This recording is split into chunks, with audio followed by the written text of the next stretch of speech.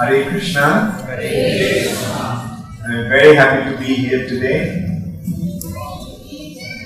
And it's very enlightening to see that so many of you are responding to Krishna consciousness. So many of you are responding to Srila Prabhupada's call. So, okay, I'll just ask a simple question. How many of you have been convinced about Krishna consciousness? Please raise your hand. How many of you are chanting Hare Krishna Maha Mantra regularly on beats? Oh, very good. I'm very impressed. Thank you so much. I know Bengaluru is a very special place. And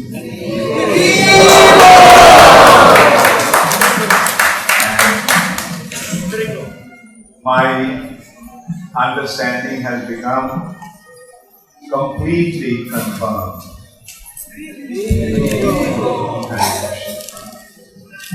Srila Prabhupada wanted this movement to spread for the benefit of everyone in this world.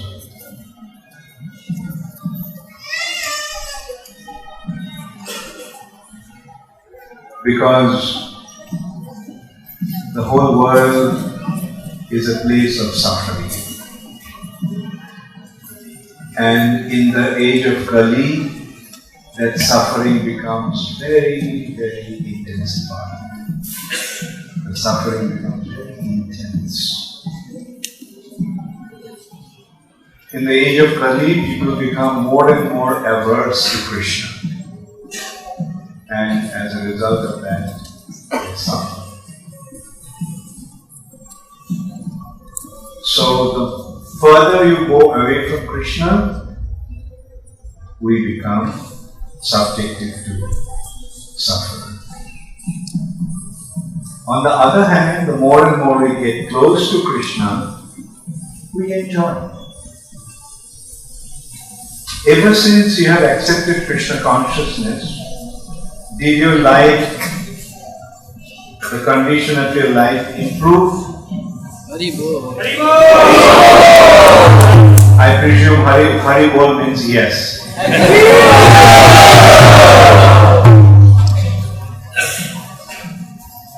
Did your life become joyful?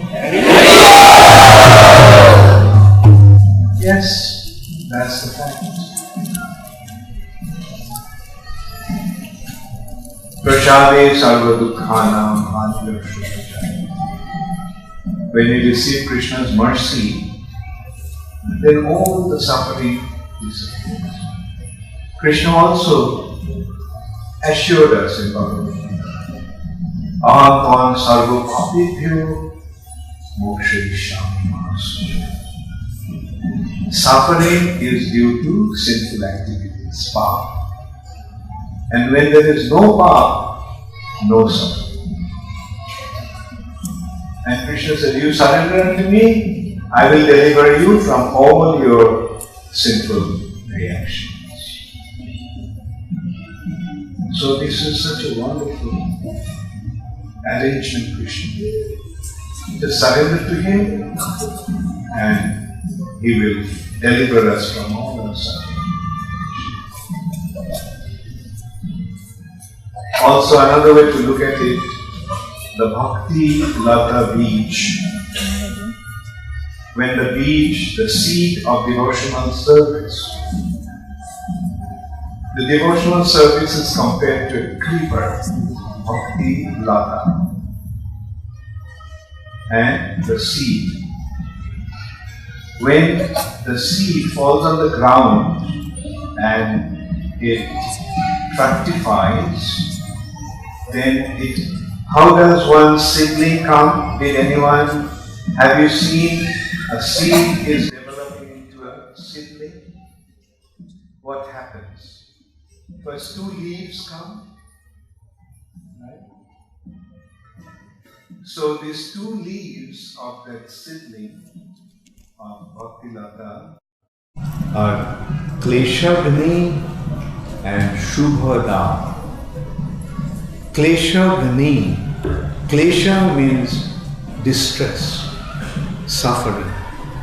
And Gna means to kill. So, as you take to Krishna consciousness, the kleshas are killed. Kleshas are murdered. Klesha in Bhakti destroys klesha. And Shubhada. Shubha means auspiciousness and Da means give. It brings in one hand, all our suffering condition disappears and auspiciousness comes to our life. So that is the result of acceptance of devotional service. Is it true? Isn't it? These are the words from the scriptures. And the scriptures deal with the absolute truth. If it doesn't work that way, then we have to understand there's something wrong with ourselves. Something is wrong with our application. The seed didn't fructify. If the seed falls on a rocky soil, will the seed turn into a seedling? Similarly, if our heart is not prepared, then Bhakti Lata will not develop into a seedling. What to speak of growing into a creeper. And Krishna makes all arrangements to distribute Bhakti to us. That's why he comes here. He spoke Bhagavad Gita himself. Tomorrow is Gita Jayanti. Tomorrow is the day when Krishna spoke Bhagavad Gita in the battlefield of Kurukshetra. Krishna is giving advice to Arjuna, but actually this Bhagavad Gita is the essence of all the Vedas. Vedic wisdom flows in two streams, Upanishad stream and Purana stream. The essence of Upanishad stream is Gita, Bhagavad Gita or Gita Upanishad. And the essence of the Purana stream is Srimad Bhagavatam or Bhagavad Purana. That's why these books are very, very important. Sri Chaitanya Mahaprabhu came and distributed Krishna consciousness on the basis of these two scriptures. Srila Prabhupada came and distributed Krishna consciousness principally on the basis of these two scriptures. Prabhupada said that Bhagavad Gita is the preliminary study, Srimad Bhagavatam is the advanced course. And then finally Chaitanya Charitamrita. Chaitanya Charitamrita is a practical demonstration of the entire Vedic wisdom. He is a person Bhagavad. There is Grantha Bhagavad and he demonstrated. Apone Achari Prabhu Jivere Shikhai. Practicing himself, Sri Chaitanya Mahaprabhu instructed the living entities about Krishna consciousness. So since tomorrow is the Gita Jayanti, maybe we discuss about Bhagavad Gita, Srimad Bhagavad Gita. As I mentioned, that Gita is the essence of the entire Vedic wisdom. The Sanskrit word Veda means knowledge. It comes from the root vid. Vid means to know, and Veda means that has been known or knowledge. So in simple words, Vedas actually mean knowledge, the real knowledge. And this knowledge descended from the spiritual world. This knowledge came directly from Krishna at the beginning of creation. Do you all remember how this knowledge came? Who was the first personality in this universe? Lord Brahma. Lord, in this world, everyone comes in ignorance. Whoever comes to this material nature is born in ignorance. Everyone. Om Ajnana Timirantasya. Everyone is born in darkness. Even Brahma. Although he came directly from the Supreme Personality of Godhead, but he also was in ignorance. That means he didn't have any knowledge. He didn't know who he was. He just found himself. His consciousness was fully developed. But he didn't have any recollection of his past. He saw himself sitting on a lotus, but he didn't have any awareness, any knowledge of who he was. He thought if he could find out where he came from, then he would be able to understand who he was. So he climbed down the stem of that lotus. He climbed down for a long, long time. He couldn't count at the bottom. Then finally he came up, sat again on the lotus, and then he heard the sound. The waves of the Garbha ocean were splashing against each other, creating sound that sounded like tapaha, tapaha, tapaha. So in this way the Lord inspired Brahma to perform austerity, tapasya. And this tapaha was the way to go inside, internalize his consciousness. So Brahma then projected his consciousness inward. The sound is all right. I think something is wrong with the sound. Those who are at the back, can you hear me?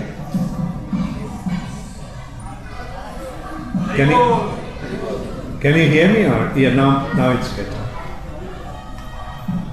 So, can you hear me? Yes. Okay. Can you understand me? Okay. So then Brahma heard a sound when he internalized himself.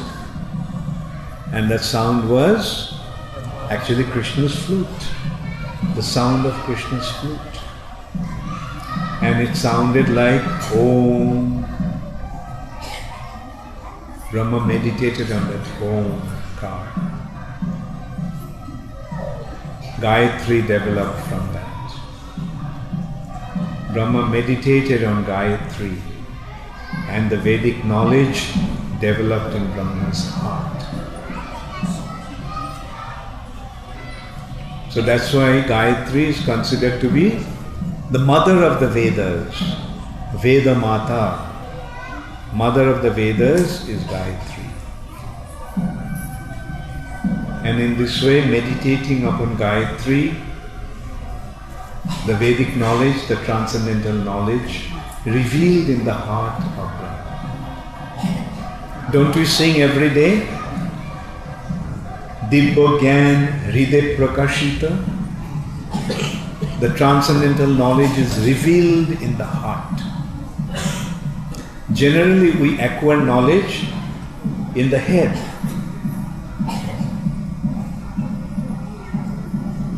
But this knowledge is revealed in the heart. It's a matter of revelation.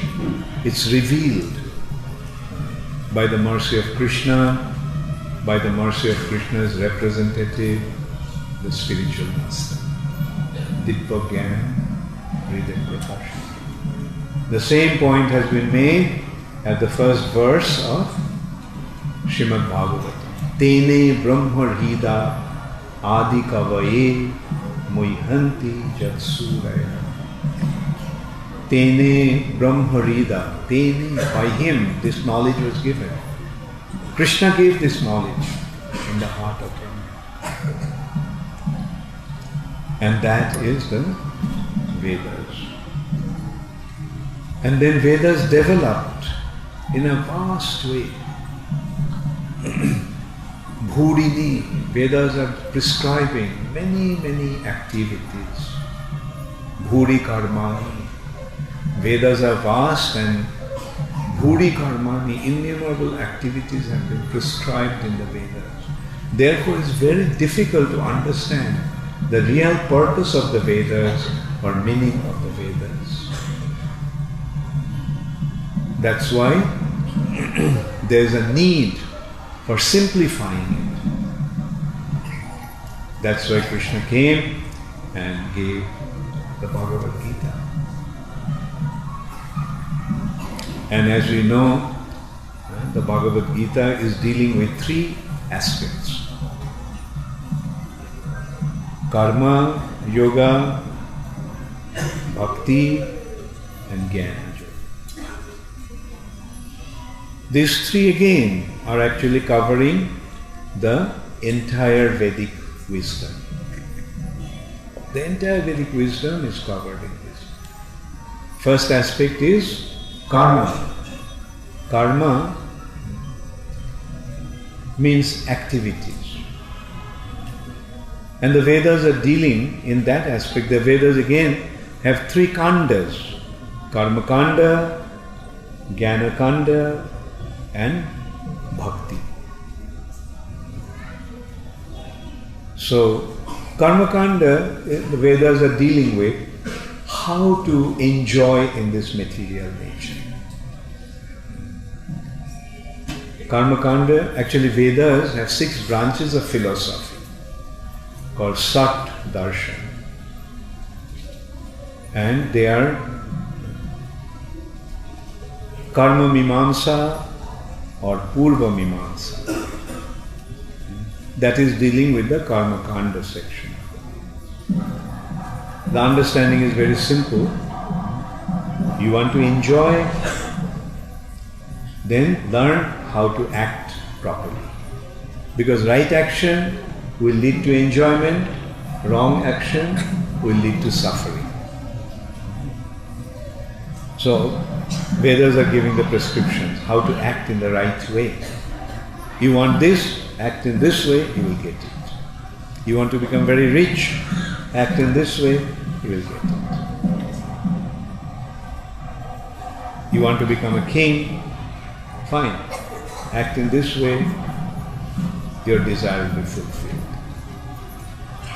So in this way, Karma Kanda section of the Vedas are giving various prescriptions for enjoying in this material nature.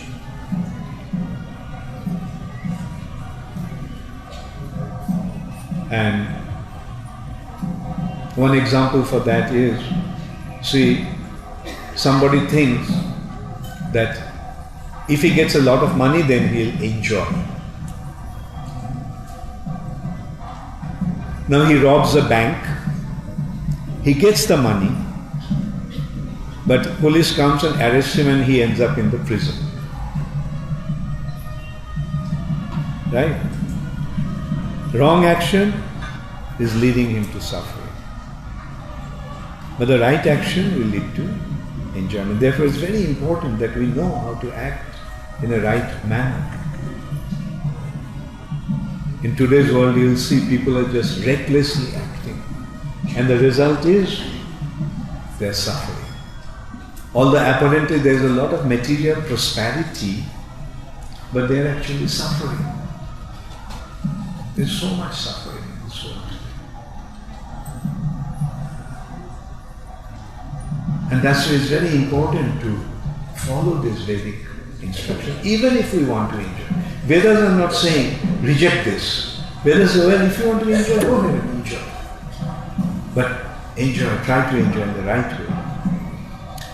And in spite of enjoying in so many ways, eventually what happens? One realizes that in spite of all his endeavor for enjoyment, he's suffering. then he considers, why am I suffering? That is actually take him to the Gyanakanda section. Why am I suffering? And gives him these different branches of philosophy in the Vedas that give him the right understanding. Why he is suffering? The Gyanakanda is dealing with 4 branches: Naya, Vaisheshika, Sankhya and Yoga.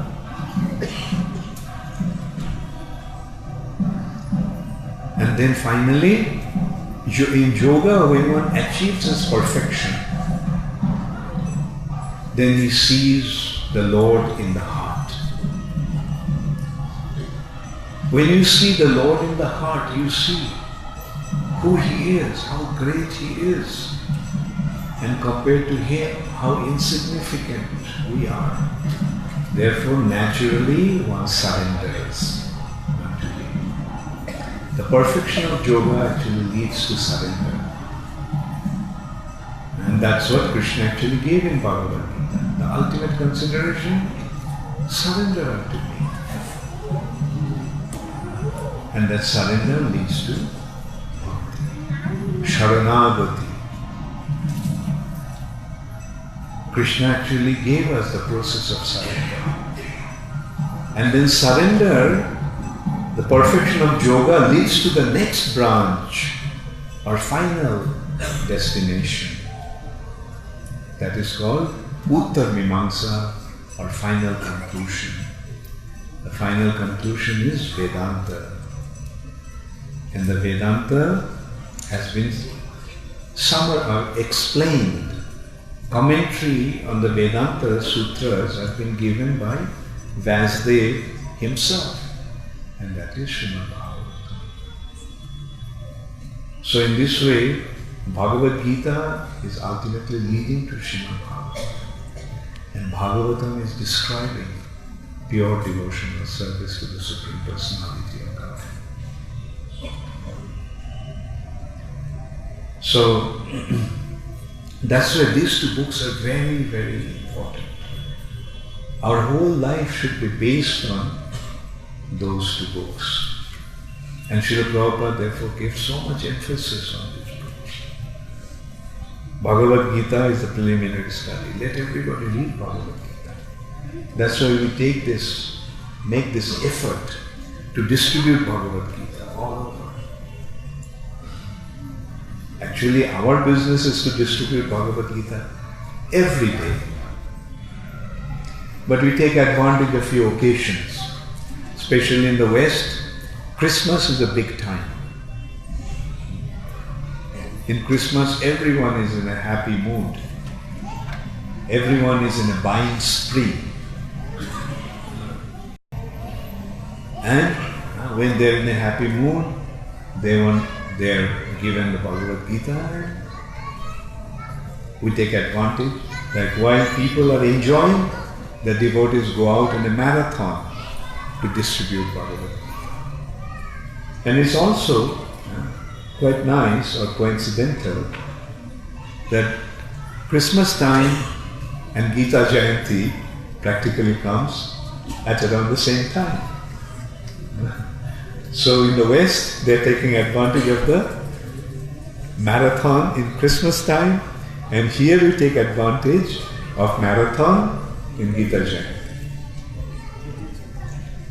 So in this way, we give out Krishna consciousness, because that is the most important business we have. First step is we accept Krishna consciousness ourselves, and then we give it to others. Like if there is an epidemic and you get the medicine, you get cured. If there is an epidemic, many people are dying. And if you get the cure and you apply to yourself, and you who are also suffering from the disease get cured, then what are you going to do? Will you keep the medicine to yourself, or will you go out and distribute it to others so that they also can be cured? So we must recognize that people are suffering. There is an epidemic where people are dying, their spiritual life is dying. The wonderful opportunity that they got as a human being is being simply squandered. It came with such a wonderful possibility, but we are not taking advantage of that. Therefore, there's a need to remind everyone, please come and take it. And this knowledge is so sublime and so simple. Krishna is giving some very, very simple understanding. Actually, reality or truth is simple. Lie is complex. Truth is simple. Therefore, the truth. Truth is one. The truth. But a lie, what is the article before lie? A lie. Because the lies can be many. Sun rises in the east. Right? It's the truth. Sun rises in the west, north, south, southeast, northeast. So many different concoctions or lies can develop about the sun's place of rising. So what is the reality? What is the real truth? We are in the material nature, and in this material nature we have a material body, and unfortunately we are identifying this body to be the self. Isn't it? Generally, what happens? Doesn't everyone think that he is his body? Who are you? I am so and so, I am son of such and such person, this is my identity, this is my address, this is... Now, who are you talking about? The body. But right at the beginning, Krishna is pointing out, you are not this body. Arjuna, you are not this body. But another important thing about Bhagavad Gita, at the very beginning, Arjuna was giving various reasons why he shouldn't fight. Krishna didn't say anything. Only when Arjuna surrendered to Krishna and said that, Krishna, I am surrendering myself unto you as your disciple. Shishyasteham sadhimam. Prapannam, again this word is coming. Surrendering. So surrender is the most important thing. Unless we surrender, we won't receive this knowledge. Tad viddhi pranipatena pariprashnena sevaya. Pranipatena, again, this means the same thing. Pranipatena, prakshishta rupena nipatena. When we very nicely, very sincerely, we offer ourselves. That is the process. The first consideration, pranipati, prapanyam, sharanagati, prapatti, sadhimam tam prapannam. Only when Arjuna surrendered to Krishna, then only Krishna started to speak. And what was Krishna's first instruction to Arjuna? You're speaking like a very wise man. But you are lamenting over something that one should not lament. That means he's saying that Arjuna, you do not know what the real truth is, or you don't know the fact of life. You're lamenting over this body, ashuchan manusuchasna. Yet, pragyavadanscha bhasase. You're speaking like a wise man. But gatasuna gatasunscha nanu shochanti pandita. The pandita, the learned ones, the wise person, A wise person doesn't lament over na anusochanti, doesn't lament over something that is transient. This material nature is a transient world. And this is a world of unconsciousness, inert. It's inert. Everything in this material nature is inert. But the consciousness and life comes to this body made of inert matter because of the presence of the soul. The soul is the real identity, not the body. The body is changing. Every moment the body is changing. But we are the same. We as an individual, the same. So who is that individual who is unchanging? That is the soul. And Krishna then gives the knowledge about the soul. And situating Arjuna in the real knowledge.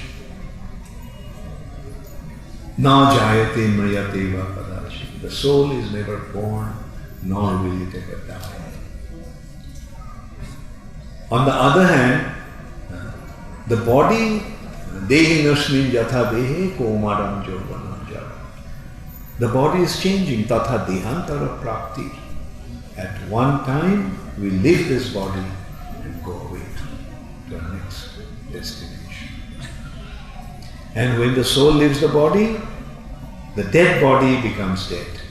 The body made of dead matter becomes dead. Tatra kapuri devana. Why lament over that?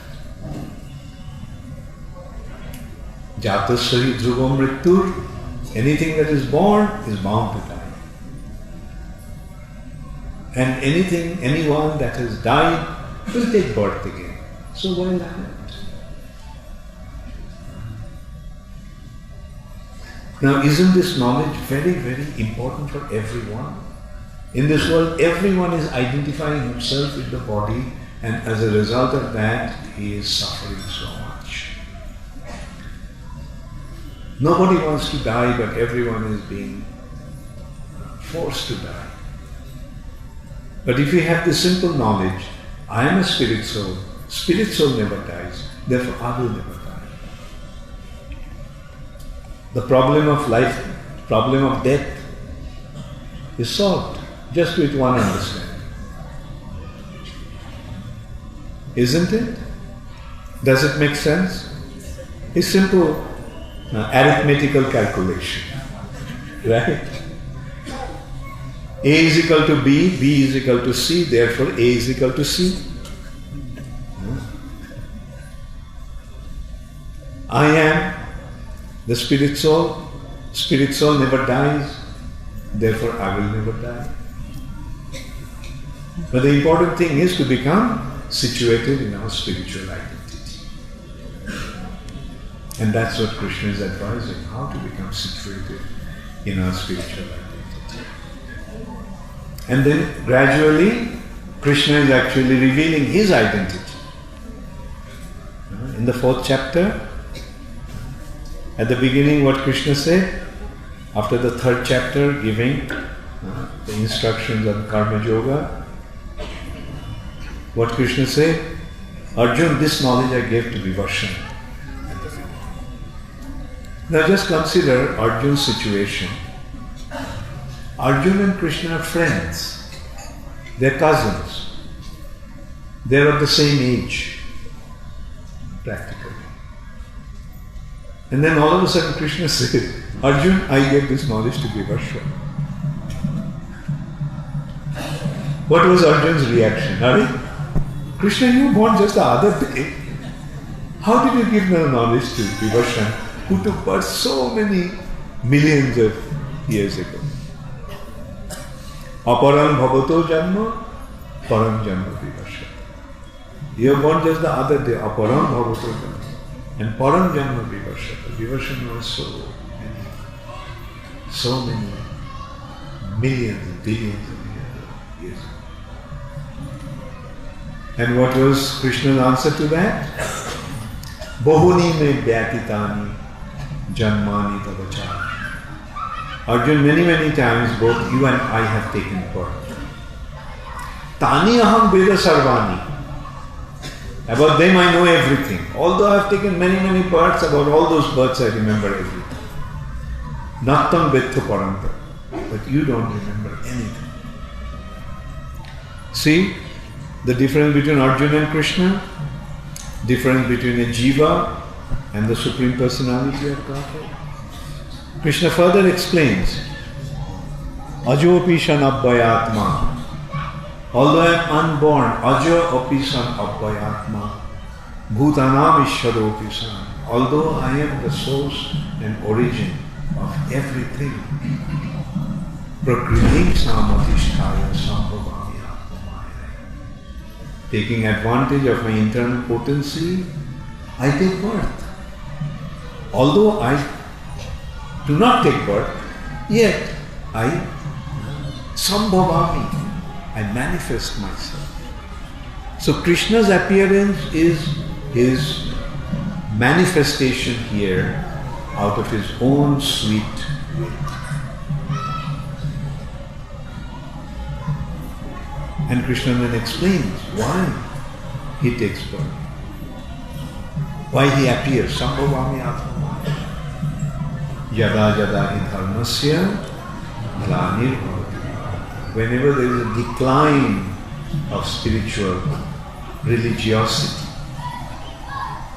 an increase of irreligiosity, dharmasya glani and adharmasya abhuttha. Tadatmanam Shrijanam. To rectify the situation, I manifest myself. So this is how gradually we are getting to know who Krishna is. And time again we are getting to know Krishna more and more as we go chapter by chapter. So if we just study this one book carefully, we'll have the perfect knowledge. But there is a secret to receive this knowledge.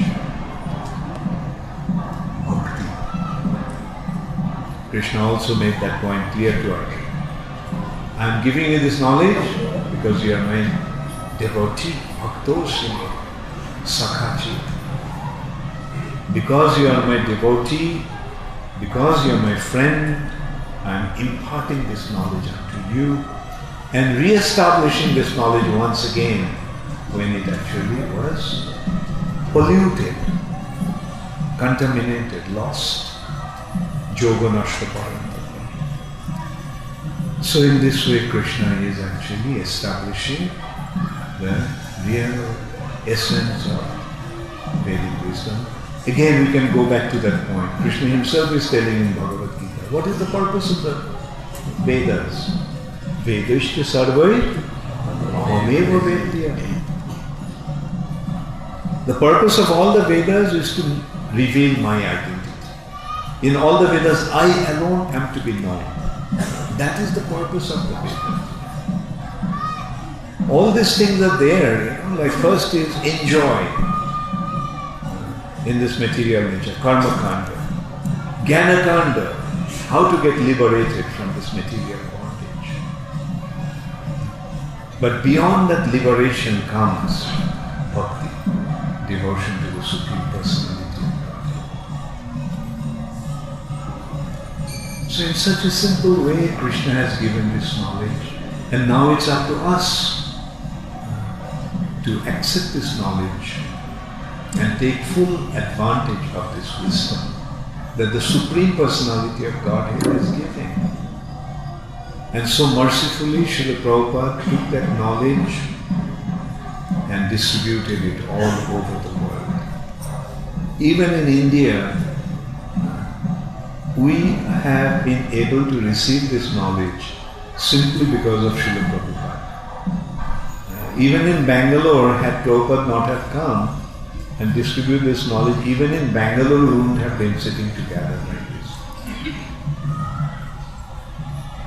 Although we are born in India, although we are so close to the Vedic culture, Vedic wisdom, we wouldn't have been able to take advantage of this. So this is how we have to see what a great good fortune that Srila Prabhupada has created for us. And this knowledge is being distributed all over the world. Wherever we go, we get a gathering like this. Of course, in India is very special. India is very special. Like you are so close to the Vedic culture. But you have forgotten. Although you are born in India, Prabhupada actually mentioned that we have, the Indians have it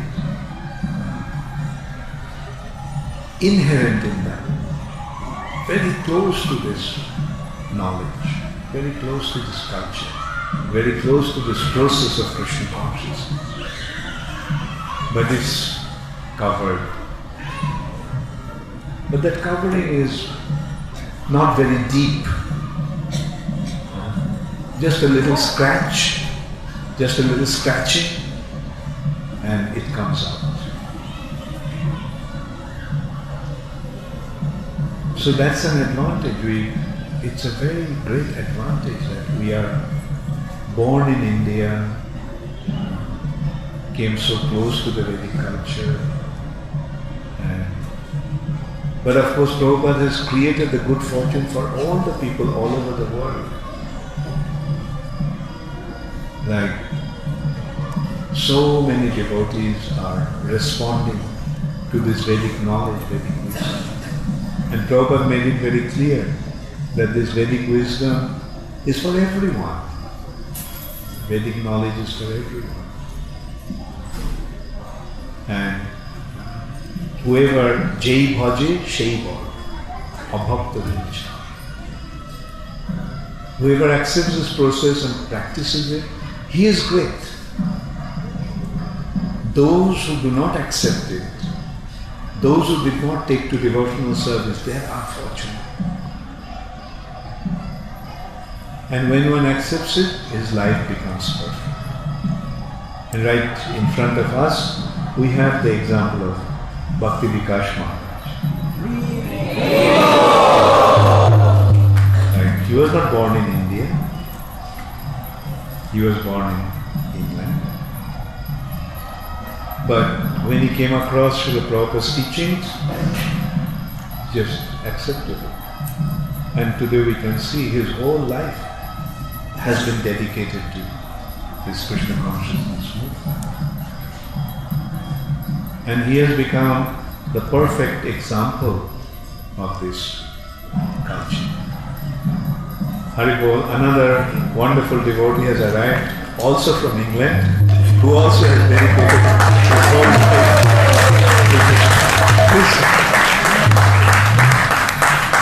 Hari Sauri Prabhu Ki Jai. So this is the uniqueness of Krishna consciousness. Recently, someone was telling me how many people are being converted into Christianity. And I said, it doesn't matter.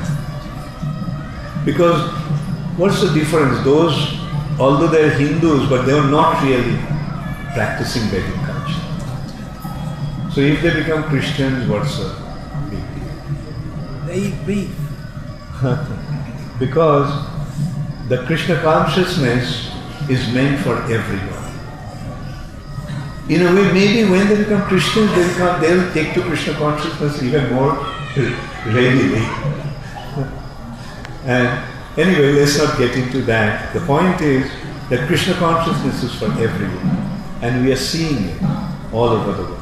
Yes, when one is born in India, when one is born in Hindu culture, they're coming very close to the culture. They come very close to the Vedic culture. Therefore it is easy for them to accept it. So that as we are seeing, here most of you are responding so nicely to this Krishna consciousness movement because you all are born in Hindu background, Hindu family.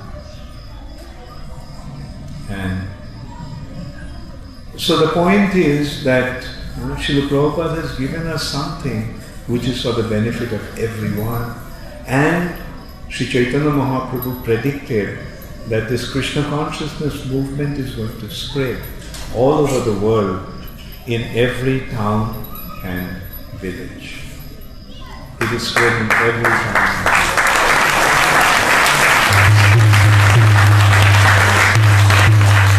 And Chaitanya Mahaprabhu is the Supreme Personality of Godhead. Can the words of God go in vain? Can the words of God remain unfulfilled?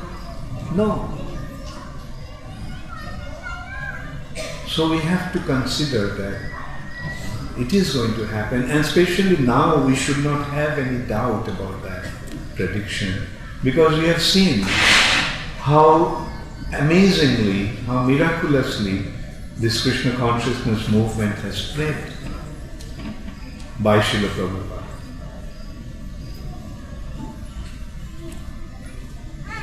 So this is something that we should take it very, very seriously. Hare Krishna. Hare Krishna. We should take this movement very seriously, and not that we should take it only for our own benefit. We should make it a point to give it out to others. And one of the best possible way of distributing this knowledge is by giving Srila Prabhupada's books. Therefore it's so important that we distribute books. How many of you have joined Krishna consciousness by reading Srila Prabhupada's books? See? We read Srila Prabhupada's books and something happens. It makes real sense. Yes, this is what really matters. This is what I was looking for. And this is what I am completely prepared to commit myself to. So let's take full advantage of this book distribution marathon. Like, how many of you are going out distributing books? Not that many. Okay. So from tomorrow I think the marathon is starting from Pita Jayanti. How many of you are going out to distribute books from tomorrow onwards? Still not that many. Okay, as I mentioned, there is an epidemic. Many people are dying. And you have the medicine. How many of you will go out and distribute that medicine to the people, those who are suffering from that disease? Right? So this is a better response. Right? Now, by accepting Krishna consciousness, did you benefit? How many of you benefited by accepting Krishna consciousness? Do you want others, those who are also suffering, to benefit from this? How many of you want to distribute this and create the good fortune so that others also can benefit? So how many of you are going to go out distributing Srila Prabhupada's books? Please do that. Please do that. One of our godbrothers, Vaisheshika Prabhu, is a very exemplary book distributor. He actually is inspiring everyone to read Srila Prabhupada's books. Actually, I know him for many years, At one time he was working outside, and during his lunch break, he used to go out every day. Although he was working in an office, but every day he used to go out during the lunch break distributing Prabhupada's books. So committed he was to distribution of Prabhupada's books. And today he has completely surrendered himself. In the beginning he was actually a brahmachari, he was a big book distributor. Then he got married, then he had the responsibility to maintain his family, so he took up a job. For the time being he was little distance from the mainstream of ISKCON, but now has come back to the mainstream and he goes out inspiring devotees to distribute books. And you know who is his main target to inspire in book distribution? Householders. Householders. And you know who is his best ideal models for book distributions? The children. So how many of you have children? Okay, how many of you are in the householder order? How many of you are householders? How many of you have children? So can you go out to distribute books with your children? I tell you, it creates such a wonderful impression on the people. A little child goes, "Will you take a Bhagavad Gita, please?" You know, in this book, the Supreme Personality of Godhead has given the absolute knowledge. Who can resist that preaching? Huh? Okay, I can see that there are very few householders. So, anyway, wherever you are, please make it a point to distribute Srila Prabhupada's books. And you know, there is another very nice way of responding to this call for distribute books, is that we put a balance. Tula, yeah. It is that. Tula. It is that. So, yeah, downstairs. Okay, so we have it downstairs. Tula Bhar Seva. You sit on one side and we will start putting Bhagavad Gita on the other side, and as it comes to a balance, that many Bhagavad Gita you distribute.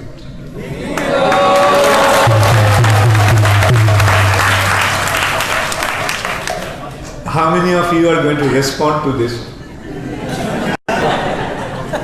Let's see, come on. It doesn't cost very much actually. How was your weight? Excepting some, mostly 60 kilos, 70 kilos. There's only about 100 Bhagavad Gitas.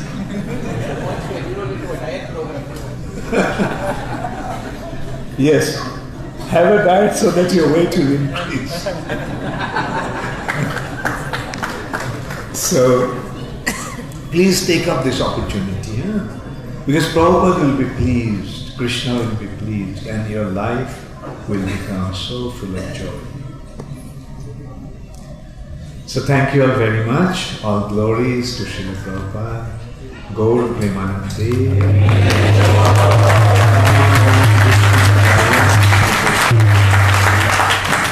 Bhakti Vedanta Swami.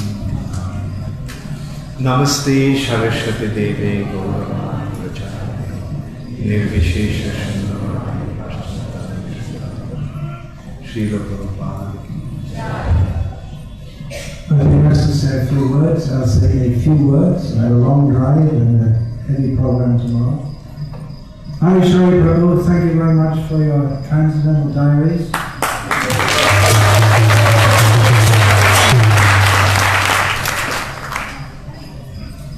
Charu Maharaj's Srila Prabhupada Lalita is an overview of Srila Prabhupada's pastimes.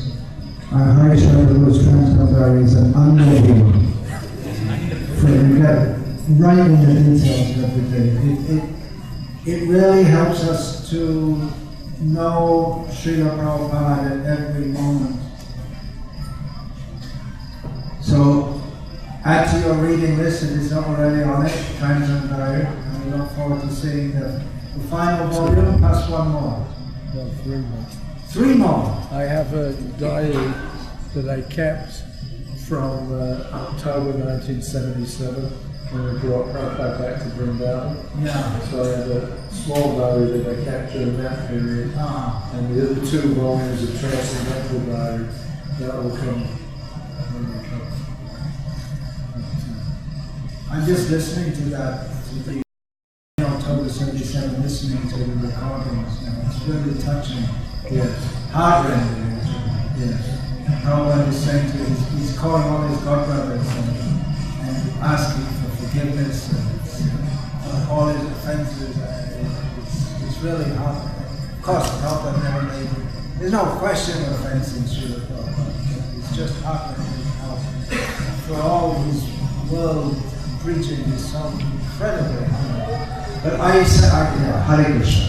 If you like me to give, you like to give a lecture, Jagannath temples tomorrow morning and Monday morning. And Hare Krishna has been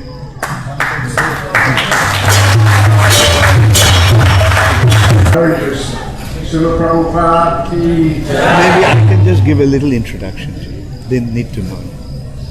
Hare Krishna, let me introduce His Grace Harisauri Prabhu. As it has been mentioned earlier, Harisauri Prabhu is from England, and he joined also at a very young age, like most of the devotees in our movement during those days. Which year did you join? 72. Harisauri Prabhu joined ISKCON in 1972 in England. And In Sydney. oh right, yeah, he joined in Australia in Sydney. And Harisauri Prabhu used to be Srila Prabhupada's personal assistant, personal secretary, and he served Srila Prabhupada very intimately for many, many years. And then Harisauri Prabhu actually became the GBC of Australia, and he had, under his leadership, things have developed in Australia in a remarkable way. I have personally witnessed that, like how wonderfully Krishna consciousness movement developed under his leadership.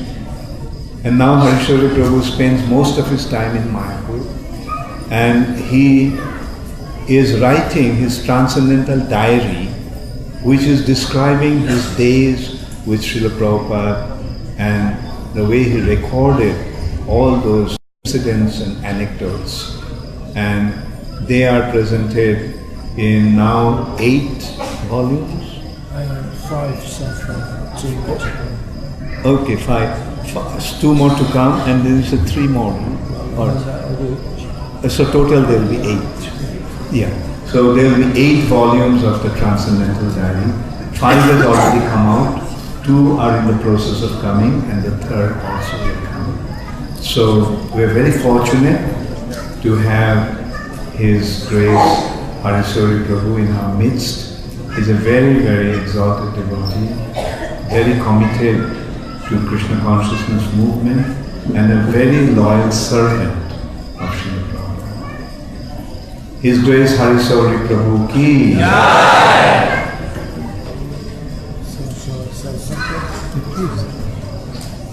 Hare Krishna. I'm very pleased to come here. This is my first time. I only ever came to Bengaluru one time before, about 6 or 8 years ago. But it's very nice to see all these temples developing, and so many people being blessed by personalities like Charu Maharaj. We have a lot of work to do in spreading Krishna consciousness. This is only just the beginning, but I think that we'll see as time goes by, people will appreciate Prabhupada's books more and more. There's a story that I heard in America. I was living in Alachua for about 6 years, about 3 years, and So some devotees had gone to this American Academy of Religions conference, which runs every year in America. And sometimes some of our devotees they go to that conference. So one professor, not a devotee, he got up and he said, actually, he said, you Hare Krishna devotees, you don't appreciate what Prabhupada has done. So some of the devotees were thinking, us not appreciate, we're his disciples, how can we not appreciate? So the professor said, you won't appreciate what Prabhupada has done until you're 70 years old. Then you'll understand. So now, how old are you, Maharaj? 75. He's 75. And so I'm a youngster in comparison. I just turned 69. But the point is that what Prabhupada did is unprecedented. There's not been anybody in the spiritual or even in the material life that has achieved what Prabhupada has achieved. It's remarkable that in 11 years he could set up the framework for millions of people to be engaged in Christian service, to understand who is God actually, and give people the chance that human form is meant for, to get out of this material world and go back home, back to Godhead. So the main service that Prabhupada did in that connection was translation and then printing. That was something Prabhupada always regarded as his own personal service. Many of us, we have particular services that we do. We're happy to engage with Srila Prabhupada. He had to not just chant and study and write the purports to his transcendental Bhagavatas, but he had to go out and tour the world every week, some new place we went to practically. And he had thousands of disciples. Altogether, I think the count was about 4,800. And Prabhupada had to somehow or another organize the temples, organize the new devotees, the deity worship, which is the best that you can find that in any temple in the world. The standard that Prabhupada gave us in ISKCON. So there's a lot of things that Prabhupada was doing all. There was one lady professor that came to see Prabhupada in Toronto in 1976 in June. And she was a professor actually from India. She asked Prabhupada, how is it all these Bhagavatams and Chaitanya Charitamrita. Chaitanya Charitamrita had 17 volumes in 2 months. There's a little story behind that, because Rameshwara Prabhu now, he was in charge of the BBT in Los Angeles, and they were doing amazing things already, but when Prabhupada went there, I think in 1975, then he had just moved the BBT from New York to Los Angeles. So when he came to Los Angeles, he had an inspection of the book warehouse. He got printed lists of what's there, and he saw that 17 volumes of books that he'd already translated still were not published. And there's a lot of work involved in publishing a book, just, right from choosing the fonts, 4-color or 2-color, so many different things, aspects to book distribution. So Prabhupada was quite disturbed that he had been working very hard to write his books, and we were not distributing them. We hadn't even got them in print. So he told them, he said, now I'll be coming for the next 2 months. So I want all 17 books published within the next 2 months. So Rameshwara reacted the same way everybody else did. He said, but that's impossible, Srila Prabhupada. And Prabhupada stopped. He said, nothing is impossible impossible is a word in the Fool's Dictionary. Yes, impossible is a word in the Fool's Dictionary. So, to their credit, they were on the morning walk. They could have completed that with Prabhupada and then come back, but they immediately left the walk. They drove back to the temple. They called all the devotees that were involved in any aspect of BBT work, and they told them, now we've got 2 months to get all of these into print. So they set like a shift system up, that one group of devotees come on, they do their work, then after they finish, another group comes on, and then a third group. So in that way, the production of the Chaitanya Charitamrita especially was done in remarkably fast standard, and at the same time it was something that in ordinary book production circles nobody does anything like that. So our devotees set to in 2 months' time they were pleased to see Srila Prabhupada again, and they handed in the last of the volumes that were missing. So 17 books on the Chaitanya Charitamrita. And then the next thing was that now we have the books, we have to distribute them. So the Christmas Marathon, as they call it in the West, Christmas time was recognized as a good time for selling more books. People are, spending lots of money and getting gifts for their friends. So that was the birth of the Sankirtan Christmas Marathon. And they were doing remarkable things. Tens of thousands of books were going out. They were going to the airports, the car parks, anywhere where anybody was, and selling them the Bhagavatam and other books of Srila Prabhupada. And he was very, very pleased with that. So that tradition is held, where we are again, another Christmas coming up. Not that Christmas means anything in India anyway, but this is a period when all the devotees get geared up to go out and double or triple or quadruple or even more the numbers of books that they're selling. And Prabhupada was very, very happy with that.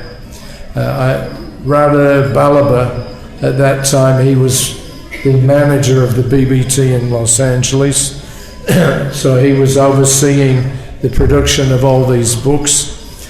And they had been printing with a company in New York. And that company was instructed that as soon as a new book is completed, you have to send some samples to Los Angeles, spread the message. So they were working very hard, and Radha Ballabha, he also was working very hard. And one evening he got 2 new books by courier. They were being printed in New York and then brought down to Los Angeles. So he was thinking, I'll go and I'll give these books to Srila Prabhupada immediately. He'll be very pleased and enthused to see his books are actually coming out. So he went up to Prabhupada's room in Los Angeles. Prabhupada was working on his next books. Prabhupada's schedule was unrepeatable. He would work about 4 hours in the night time when everybody else was asleep. So Radha Ballabha knew that Prabhupada was still up even though it was 1 or 2 o'clock in the morning. So he took 2 samples of this particular book and he showed it to Srila Prabhupada. And he was expecting or hoping that Prabhupada would chit-chat with him for a while and, give him some enthusiasm. So Prabhupada looked at the books, and then he looked at Radha Vallabha, and then he said, "So where are the rest?" He said, "Go and work." So that was at 2 o'clock in the morning. So a lot of little pastimes that we had in traveling around. There was nothing that made Prabhupada more happy than seeing his books come out. And in the first canto, which Prabhupada did in India, the second volume, it had just come out, and one of Prabhupada's friends had seen it and translating the Bhagavatam, and he was surprised. Prabhupada was 64 years old by that time, and this man couldn't understand why at that age Srila Prabhupada was, starting up this big production of books, etc. And let's see what was I going to say. Anyway, so a couple of professors, they came to see him in Toronto, and the library party, which was about 6 devotees, they'd been touring all over the country, persuading professors, libraries, universities to buy Prabhupada's books on a standing order. So Prabhupada was, pushing that, driving that as much as he could. And let's see what happened. So this Professor O'Connell, he's dead now. He died a couple of years ago. But he was very favourable to Srila Prabhupada. He was one of the main academics in the Toronto University. So he came with 2 or 3 friends, professor friends, to see Srila Prabhupada in Toronto in 1976. So in the course of the discussion, one lady, professor, she asked Srila Prabhupada that how is it that you can do so much work like this? Just even setting up one center and running it is a big enough headache. You've got over 100. You're touring all over, and you're also printing so many amazing books. So they were shocked actually to see, the Chaitanya Charitamrita out in 17 volumes with, the Bengali, the transcription, the translation, and the purports. They'd never seen anything like it. And so Prabhupada explained, he said, just like little drops of water fall on a stone, and gradually makes a hole in it. So in the same way, he said, I am doing. I get up at 11:30, I chant my rounds, if there's any balance, and then I do my work. And that usually would stop around Mangalarati time. So you get at least 3 or 4 hours just doing Prabhupada's, just doing his translation work and commentary. So they were all amazed how anybody could do such a thing. There was another fellow, I'll use his name because he's dead now, so he won't get angry with me. But there was one fellow in Chicago University, I think he was. His name was Professor Dimmock. If any of you have seen the early version of Prabhupada's Bhagavad Gita when it first came out, I think Penguin Publishers, so those, what was I going to say? So this Professor Dimmock, he was approached by the devotees, by the library party, to put in a requisition notice so that the library would order Prabhupada's books. So the thing about him was that he had been working for many years, literally many years, to make the first English translation of Prabhupada, Chaitanya Charitamrita. That was going to be his magnus opus, the work of a lifetime. He was one of the most highly respected academics in America. He specialized on Goswami literature. And little by little he was publishing, and not so much publishing. But anyway, this Professor Dimmock, he was approached by our devotees that were on the library party, and they had a system that they would go directly to the librarian and find out if there were any books in the library. If there wasn't, then he would get what was called a requisition slip. So any professor that wanted a book, they could fill out a requisition form, and then they give that into the library. They would order the books, and then the professor could use them in the university. So that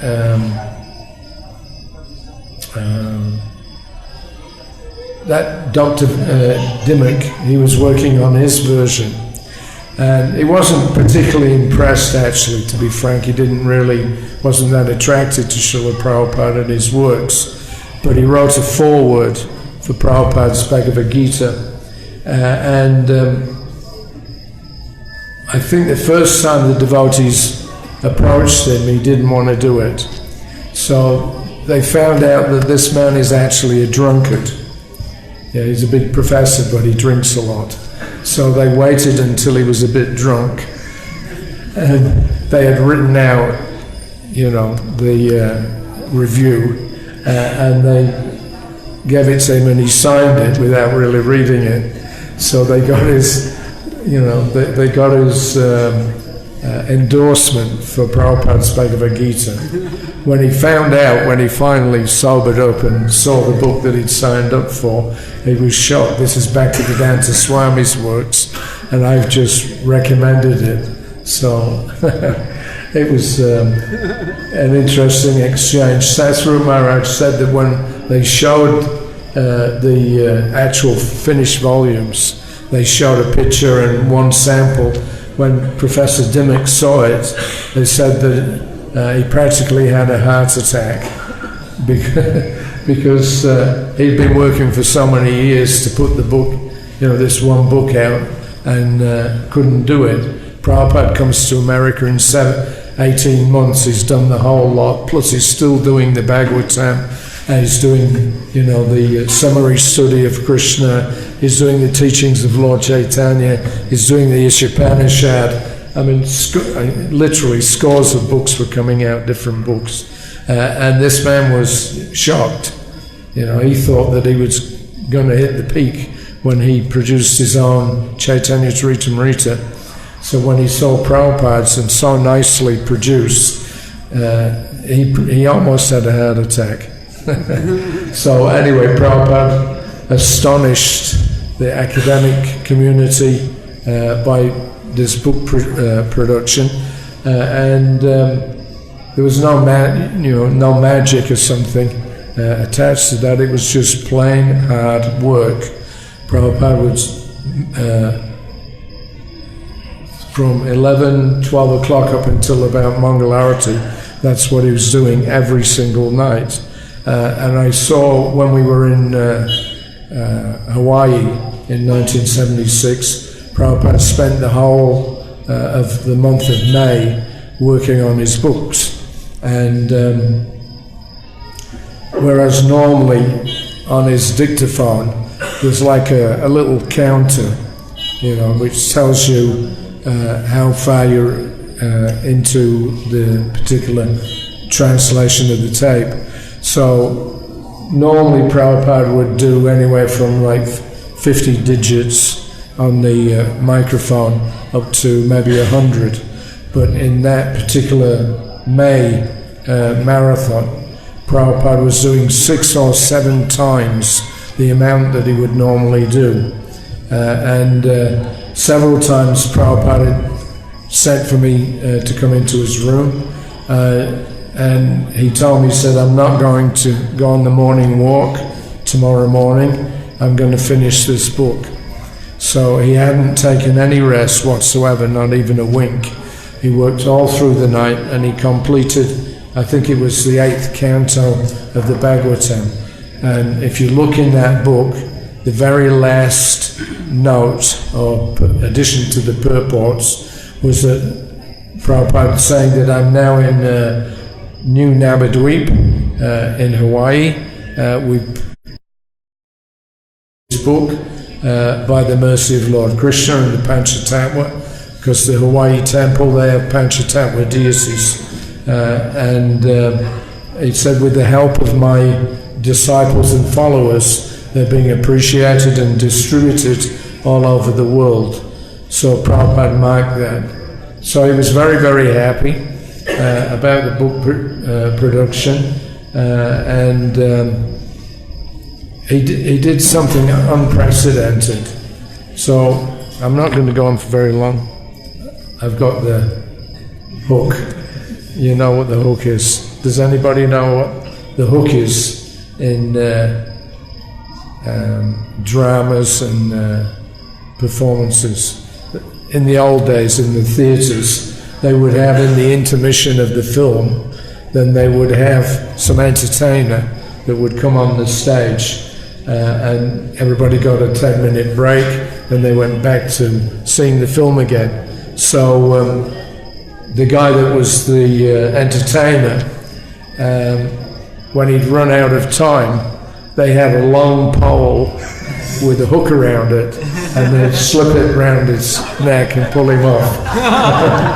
So we've got the hook here, unfortunately. We'll be coming back tomorrow. But anyway, the most important thing that we can do is to spread Prabhupada's teachings all around the world. He did something which is unprecedented in book production, in prasadam distribution, deity worship, everything you can imagine. Prabhupada was the person it started from. And these professors, they were just astounded. They'd never seen anything like it. You know, they know what writing's all about, but to do what Prabhupada was doing, there's nobody on the planet could do that. So we have a privilege to take up Prabhupada's book distribution, and you know, things happen. I had an experience, it was just a small thing, but we'd been to Adelaide, and we'd been distributing books there. There's about 4 or 5 of us. One of the devotees, the head of the book party, his name was Buddhimanta.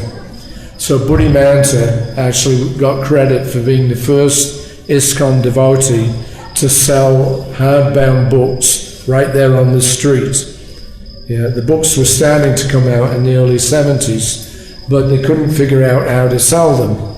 Then Buddhimanta came along, and he adopted all kinds of unusual methodology for selling the books, and he actually convinced the devotees, you can sell these books on the street. We were thinking they'd have to be sold in a bookstore, but he went out and he used to distribute 50, 70, 100 books a day right there on the street. So Buddhimanta was a special kind of character, and what was I going to say? He came in February of 1973 to Australia, and you know, he used to travel around the whole country and train the devotees up in book production and distribution. So Prabhupada took advantage of his disciples' youth and energy. Yeah, it's a bit like Maharaj Jayati, you've seen in the Bhagavatam. He was given a benediction that if somebody would agree, he could get their youth and they would become an old man. So he had 4 or 5 sons. Each one that was asked, my dear son, will you give me your youth and you take my old age so that I can have a good time with my new wife? And each son said, no, sorry, I can't do that. I've got other things to do. So nobody would do it until Prithu was the youngest. And he was asked by his father, will you take my old age and give me your youth? So he was a very obedient servant and son of his father. So he, without hesitation, he said, yes, this is very good. It'll please my father. So he went off and he traveled for, what was it, about 1,000 years. And then finally he had a realization that this is not good. I've taken my father's youth just to enjoy, and I've left him in a decrepit condition. So he went back to his father, and then he told him, now, my dear father, I've done what I wanted to do. Now you please take back your youth. I'll become old. So that way they shared the youth and old age between them. Anyway, so the point is that Srila Prabhupada, he was already an old man when he came to America. So how was he going to do his book production?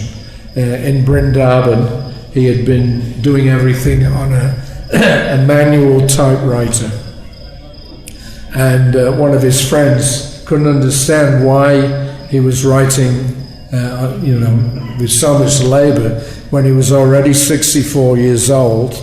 By 1965, when Prabhupada was ready to come to the West, then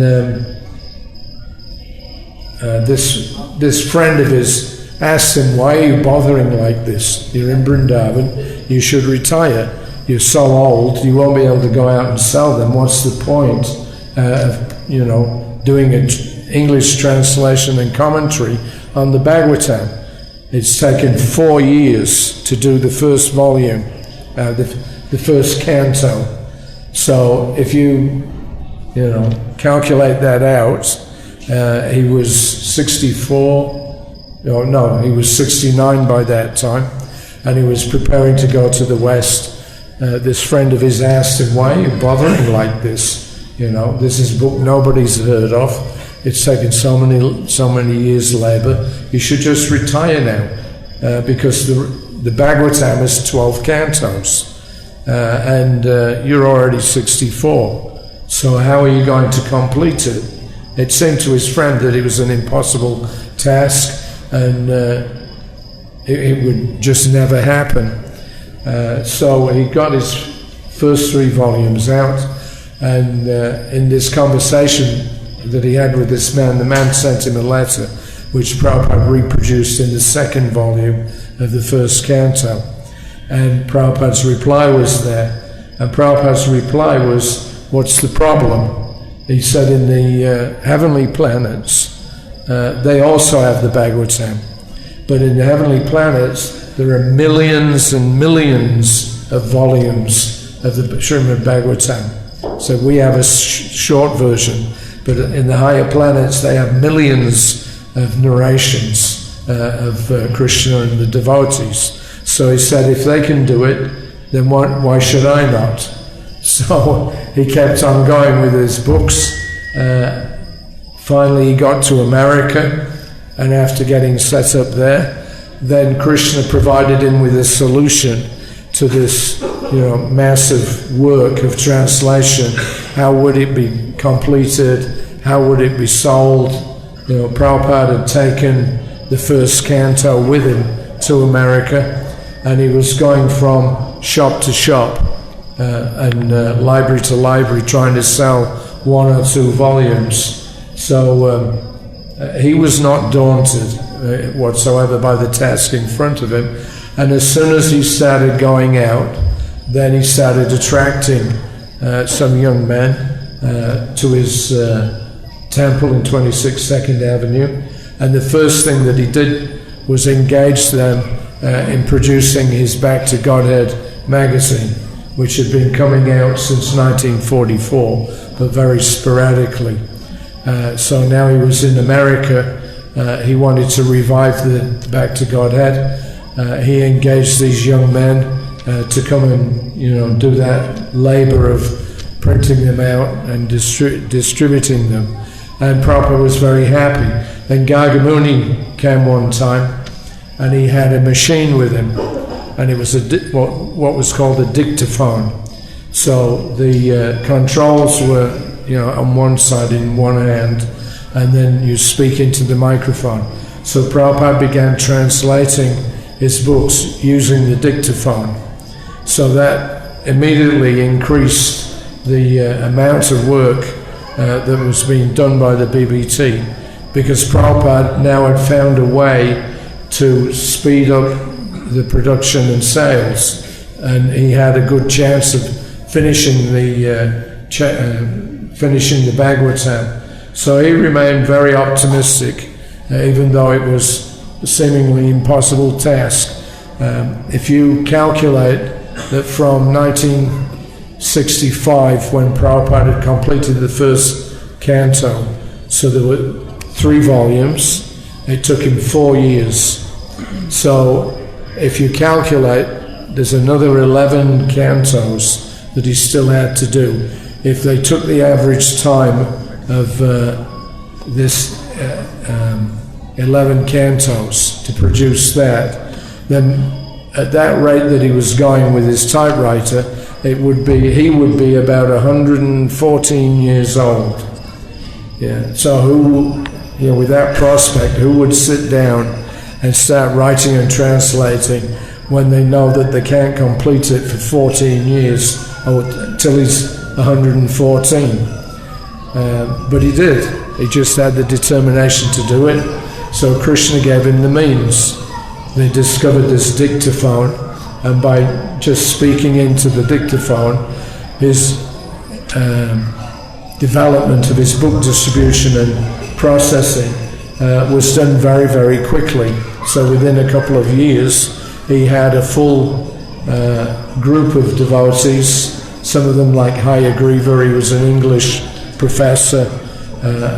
So he had them all out selling his books. And he said many times that was his goal, that these books will act, even if the person doesn't read them. If you have them in your house, they make everything auspicious, and eventually everybody will read them.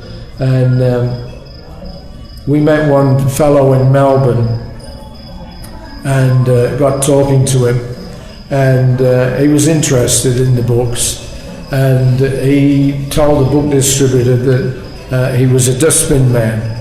In the West they have these fancy machines for collecting garbage. So this man was a garbage man, and he, they throw all the garbage in the back of the truck and they move on. So this fellow, he saw in the garbage a book. So he took the book out. It was one of Prabhupada's books. So somebody had gotten it and then thrown it away, it had gone in the garbage. So this garbage man, he got the book and he thought, well, this looks interesting. So he started reading the book that he found in his garbage van, and about 8 years later, he joined the temple. So, if even the garbage man can do it, then certainly we can. Anyway, there's lots of stories we can tell. I think I'm speaking here tomorrow morning, but I just wanted to add to the stress that you all have in, you've got to go to your jobs, you've got to do your work, but Prabhupada said there's no limit to what you can do. Yeah, somehow or another, sleep less if you have to. Said like me, I had an impossible task, but by cutting down my sleeping, now I'm able to do more. So we have to have that kind of mood. If you want to, do well in the marathon for Prabhupada's pleasure, then if you have not much time, do a half hour, do 1 hour, do 2 hours, whatever you can. Sell some of Prabhupada's books, and that will, cause Krishna consciousness to spread all over the planet. So we're still at the beginning. There's more and more books are coming out in different languages. There's more and more devotees joining in our ISKCON temples, and I think eventually Prabhupada's wish will be fulfilled. So that, we've done our little bit, not that we're not going to do any more, Prabhupada's disciples, but now there's, such an expansion of ISKCON all around the world. So many people coming now to join in the Sankirtan movement. So if you can get them to get one book or two books, that's success. And you can continue doing that. Why just, for the Christmas marathon? You can have a marathon every day. So that's our humble request. You try and do the best that you can, and amazing things will happen. One last little anecdote. I'd been to Adelaide with 3 or 4 other devotees. We had distributed a fair amount of books. We went there with a van load and came back with practically nothing. We'd sold them all. So halfway back to Melbourne, we stopped at a petrol station. So the party leader, Buddhimanta, I was asleep in the back of the van, and Buddhimanta shook me on the shoulder quite vigorously. He said, "You're not here to sleep. There's a guy in the petrol station working there. Go and sell him a bag of a Gita." So I was really in the modes of material nature, ignorance and passion. I really didn't want to do it, but because I'd been ordered, I had to try. So I staggered out of the van. I was still half asleep, and I went into the petrol station kiosk area, and I saw there was one guy there, but whoever was running the pumps, the owner or whatever, he had gone somewhere. So I saw this man, he had just pulled up to get some petrol. And then after that, he was browsing through some of the goods that they had in the store. So I saw the owner is not there, let me try this customer of his. So I went up to him and I just started chatting to him. Who are you? Where are you from? And he told me, he said, "Well, actually, I live up in the Adelaide Hills, and I'm a horticulturalist. I grow vegetables. That's for a living. And I take them down to the market once a week." So I said, perhaps you'd like to see this book. I was going to give it to the guy that owns the place, but you're here and he's not. So let me show you the book. So he was a friendly guy. He said, "All right, let me see it." So I opened the Gita, and it came out at the verse where Krishna says that I am the light of the sun and the moon, and I make the vegetables grow. Up to that point, I'd never seen that verse before. When I opened it up to sell to this guy, that was the one verse. He was a gardener. He liked selling vegetables. So Krishna got him. So, there's some nice stories. You have a lot of fun. Sometimes it's hard work. Sometimes things happen very quickly. But if you want to please Prabhupada, sell his books. That's the best way to do it. He said that time and again. All right, so our 2 minutes have gone. Thank you all very much for coming. Thank you for inviting me to come. I didn't know that this was going to be the beginning of the book distribution marathon. So I think all the blessings of Lord Chaitanya, what's the name of the deity? Gandharva Giridhari. Gandharva Giridhari. Sriman Mahaprabhu. All right. Gandharva Giridhari, Mahaprabhu, Srila Prabhupada, they're all watching to see what we're going to be doing in the next few weeks. So apply yourselves as best you can. As Prabhu was saying before, even if you can only sell one book a day, it all counts. So thank you all very much, and we'll see you all tomorrow. Srila Prabhupada ki jai.